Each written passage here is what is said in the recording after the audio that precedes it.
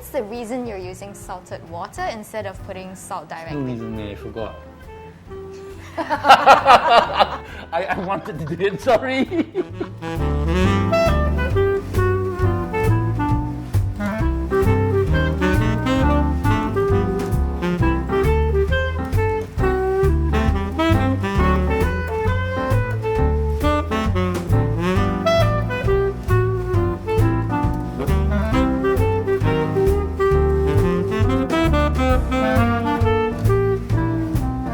What are we going to make now? We're gonna make nasi lemak, but we're gonna do it the old school way. We're starting off with old broken rice that has been soaked overnight, and we're gonna put it in the steamer. So broken rice is basically rice that the full grains, sometimes because of how it's harvested, tend to break. So they separate the full grains from the ones that are broken. Ooh, drama.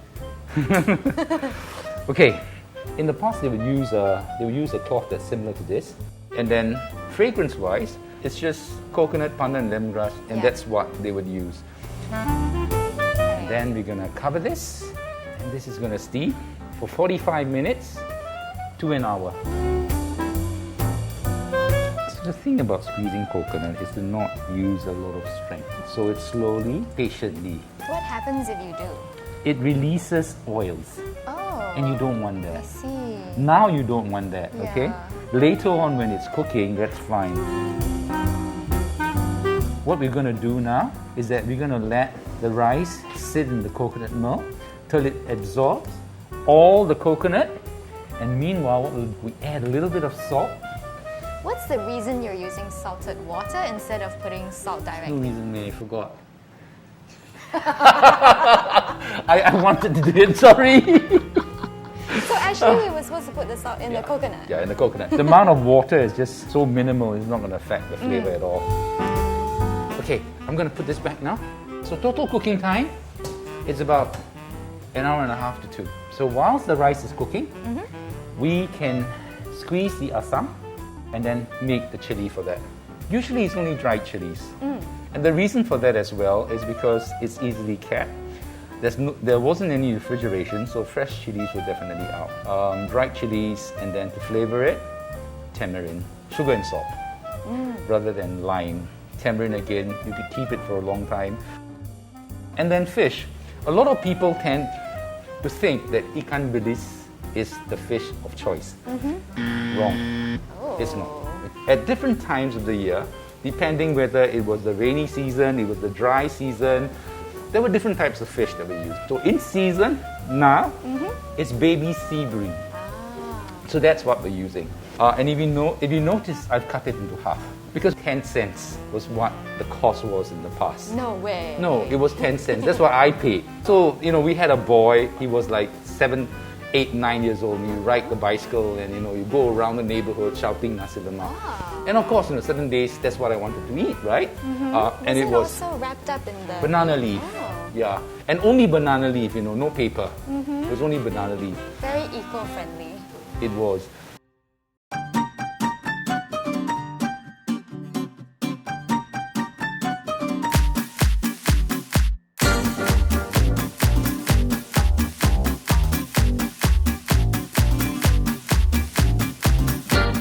The chili is 100 degree from what nasi lemak chili should be.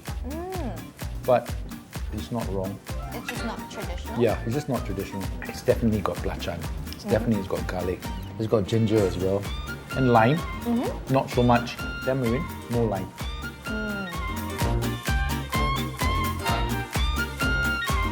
I'm not a achar with nasi lemak person.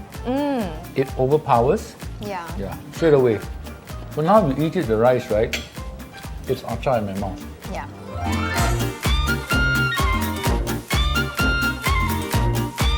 I don't like kicap manis with nasi lemak.